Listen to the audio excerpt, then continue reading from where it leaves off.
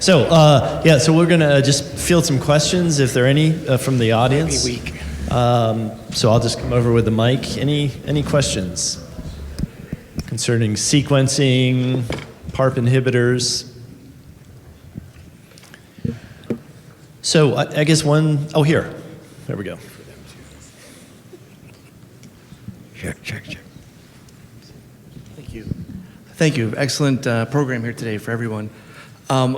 I have a question about NCCN guidelines with salvage therapy post-prostatectomy.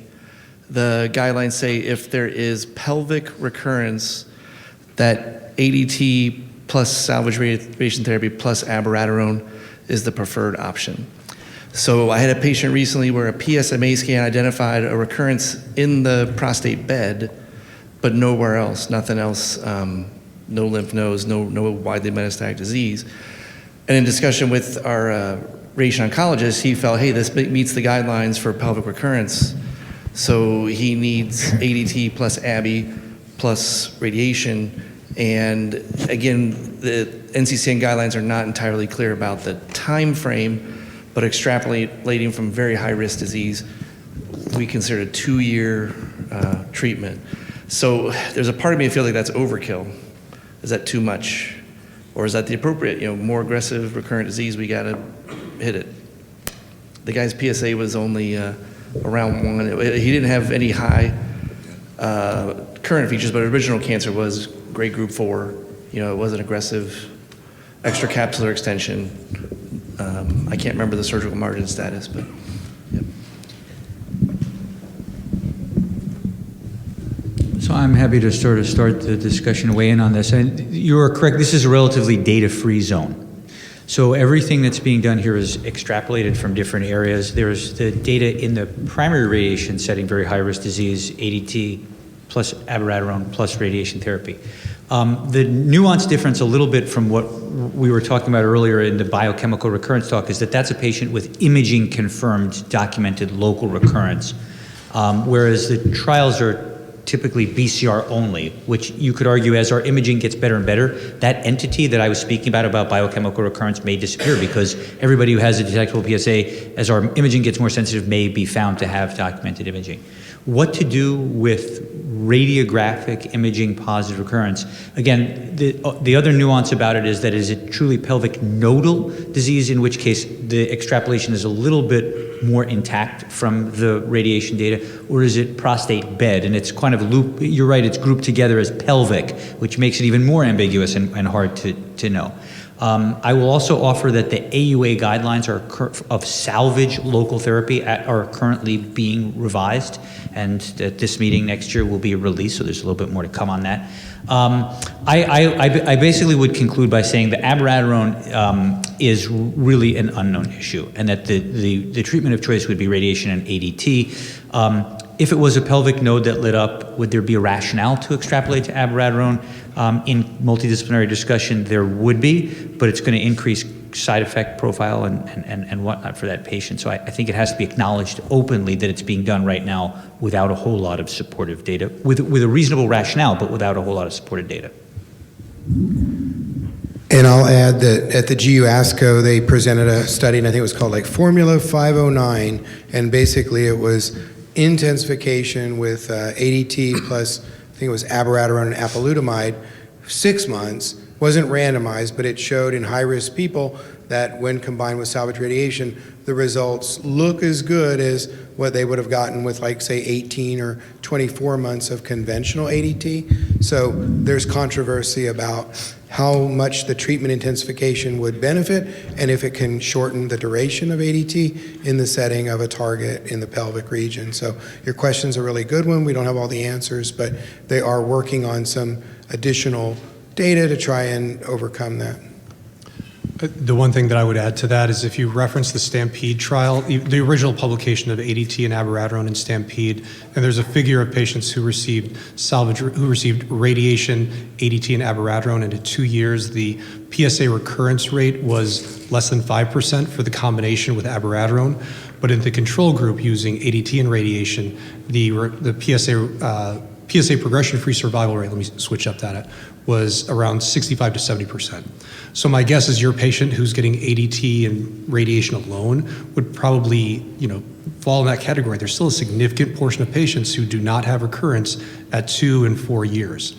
So, we think about our lower risk patients such as you're describing. I think that might be a figure that you could show your radiation doctor and say, I see where you're going with abiraterone, but there's still a lot of people that do well with ADT alone in that setting.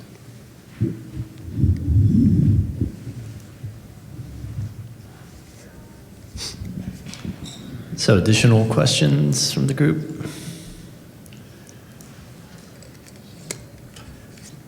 Maybe just a quick comment on triplet therapy, how frequently, and it's been mentioned in a couple of talks, how frequently are patients being shuttled into that option? I know it's relatively new and the data's new. Maybe you could comment on that. Yeah, I would say it's pretty new. Our medical oncologists have sort of been on the forefront of that, and we are just sort of remembering our recent tumor board discussions that has been under discussion. I know that AE profile is quoted as acceptable, but there are AEs with triplet therapy, so I think we have to be pretty convinced of their state of their disease, metastatic burden, performance status, what they've gotten before. But I would say over the last just few months, we've certainly put more people on triplet therapy than just ADT and ABI or chemo hormonal alone. One question for the audience would be, in a newly diagnosed metastatic patient, does anyone still just treat with Lupron alone or ADT alone and not add a pill or consider triple therapy? When they look at kind of real-world data, we're not even at halfway point for combination therapy yet. So maybe the people in the room are exceptional, and that's great. But that's I think in these meetings we can struggle with triple therapy. I'm just trying to get combination therapy as the most common thing people do for newly diagnosed metastatic patients. That moves the needle in our field. So, Mike, I'll be honest and say, I have, for a couple of patients, monotherapy, either just the patient said, that's it, or the 90-year-old guy that rolls in on a stretcher, and, but really beyond sort of outliers, I would say monotherapy is probably not necessarily malpractice, but certainly under management. Hi, my name is Harris. I'm a urologist in Austin, and just want to thank everyone so much. This has been an amazing day. I know an extraordinary amount of effort went into preparing this.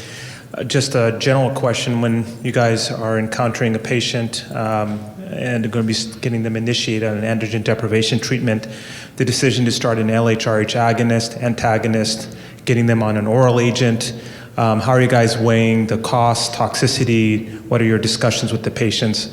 Are you at all offering orchiectomy in patients who may be in a resource-limited setting?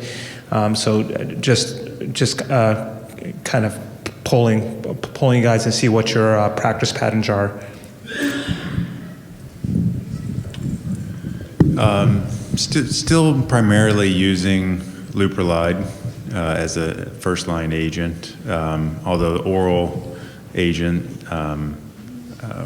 Relugilox, is coming into favor in many patients, particularly those with cardiovascular disease.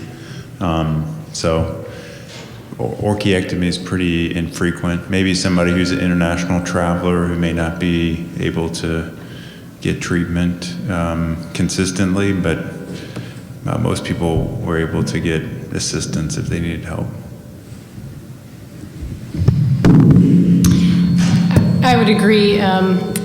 Primarily still it's Leuprolide, although I will say that I spend half my time at the Veterans Hospital, and many of those patients have cardiac disease, and we have been using more and more Relugolix in those patients, and I think they appreciate not getting the injection therapy and not having to come in for shots quite so regularly, and they're doing quite well on it. And in that population, there seems to be more, at least at my particular VA, acceptance of orchiectomy for ease as well. And so we are doing that.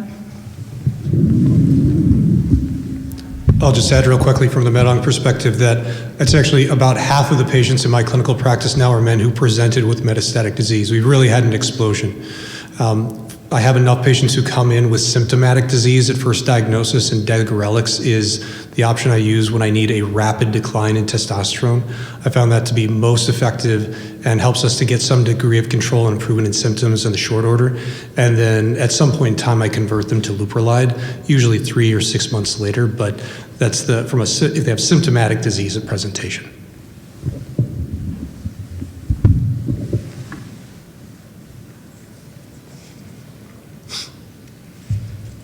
Okay. Well, there's a question over here.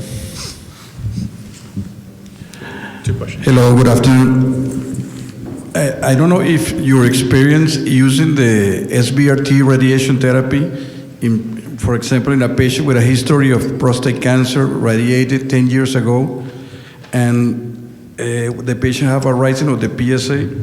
We did a CT PET scan. The patient have no lymph node. We did a biopsy, and we proved that the patient have a recurrence only in the prostate. Are you agreed to use the SB radiation therapy in this kind of patient? Is possible? Retreat the patient with SBRT radiation therapy in the prostate. Yeah, we are seeing more retreatment with SBRT, and there was a recent trial, the MASTER trial, looking at radio recurrent prostate cancer and kind of comparing the management options, and SBRT resulted in similar biochemical control to other ablation techniques of the prostate, with maybe a better side effect profile. So for the right patient, I think you can retreat with SBRT. There was a question over here.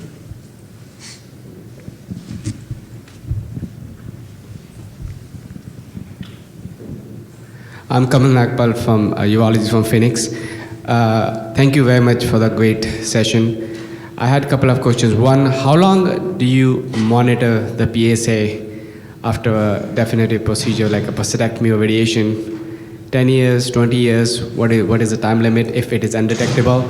And second is, in terms of genetic testing, I think we talked before as well, but I normally would like to do more, but in the patients with high-risk cancers who had a prostatectomy done or radiation done and their PSA have been undetectable, I generally don't feel the need to do the genetic testing at that point, because if they have been doing well, I feel it may create unnecessary anxiety in the patient if it comes back as positive. So how do you counsel the patient, and how do you tell them that we need to do this now rather than later when PSA goes up? Thank you. In regards to post-treatment management of PSA, generally after several years, annual visits typically seem reasonable. If the patient lives far away or has issues, then oftentimes they can just send that PSA to us from their primary care provider. And then now telemedicine makes it very easy to follow up with patients long-term.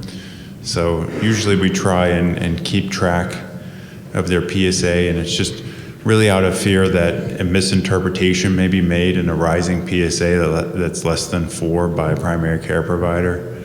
But aside from that, I think annual visits are fine.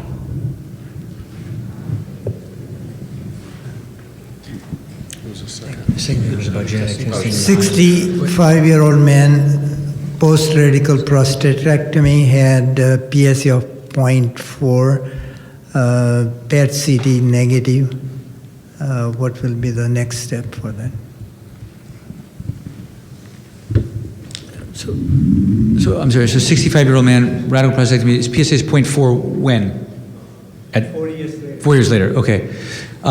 So the first step I would offer for any lab value like that would be to repeat it, just to confirm that it's actually a real rise.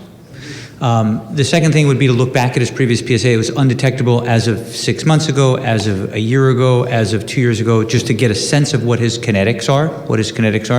And then the third thing would be to look at the patient parameters themselves. What was the pathology at the time of surgery? What is the patient's other medical issues? What has elapsed in the last 4 years since surgery? So all 65-year-old patients with a PSA of 0.4 at 4 years after surgery are not the same. In general, at 0.4 with negative imaging, that would be somebody to refer and consider salvage radiotherapy for.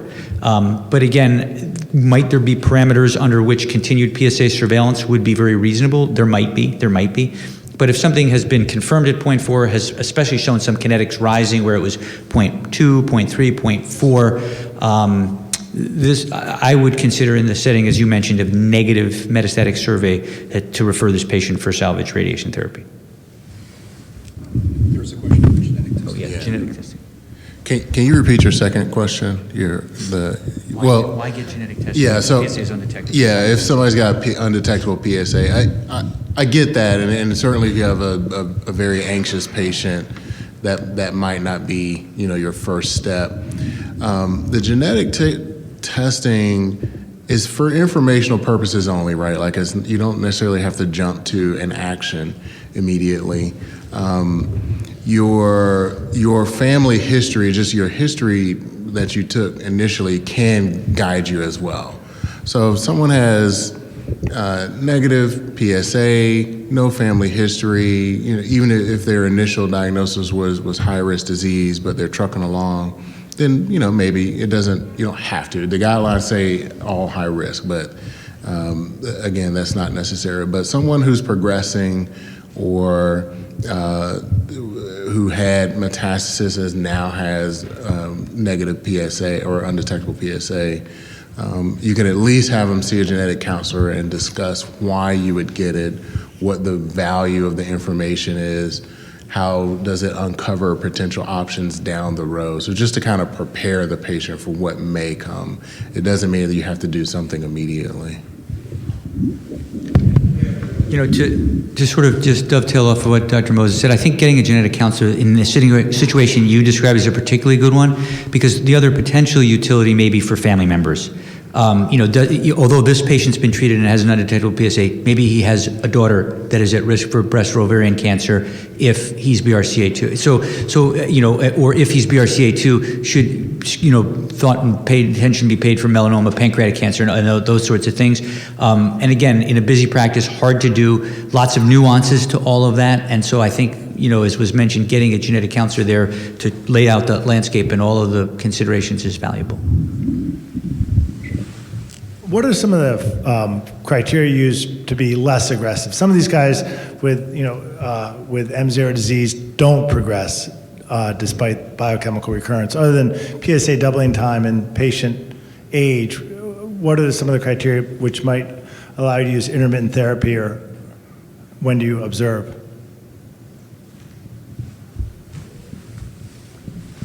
So Steve, I think he's talking about your low-risk patients. So I would say the path from the surgery. So somebody has 3+4 organ-confined disease with a positive surgical margin. So and then sort of 2 years later has a PSA of 0.08, and then over 1 to 2 years it's 0.14. So it's a smoldering low level of PSA with relatively low risk primary tumor features. I think that's somebody, and again, it's shared decision making. It's understanding where's that patient at in their continence recovery, where's that patient at mentally in terms of how worried are they about this number. So and then age and comorbidity status. So I would say that it really is multiple factors in it. PSA kinetics being one, primary tumor pathology being the other, and then patient age, comorbidity, and risk tolerance being the sort of other part of that triangle. Yes, he asked if we ever use intermittent therapy. So ideally not, rarely. I would say that intermittent ADT would be a consideration in somebody after surgery and salvage radiotherapy. At least in my practice, I'd be interested in others. I wouldn't use intermittent ADT in the patient that we've described here. because I wouldn't see that we're going to interrupt the natural history for that patient. We may make him feel better about his PSA number, but we may make him feel a whole lot worse with the hormone side effects. So I would say that it would be, intermittent therapy would be post-surgery, post-radiation with a PSA in some select cases, but I don't know if others would do differently. Maybe, you know, if you had a patient, if you think about it this way, if they had metastatic disease, then we would be putting on lifelong treatment and even considering all the way up to triple treatment.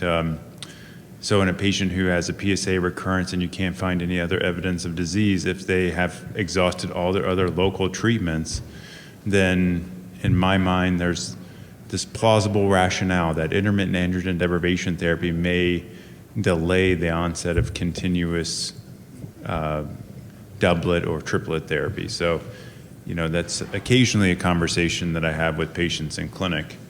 And I think from the perspective of just waiting and continuously re-imaging, looking for metastasis, there is some psychological benefit to starting an intermittent regimen.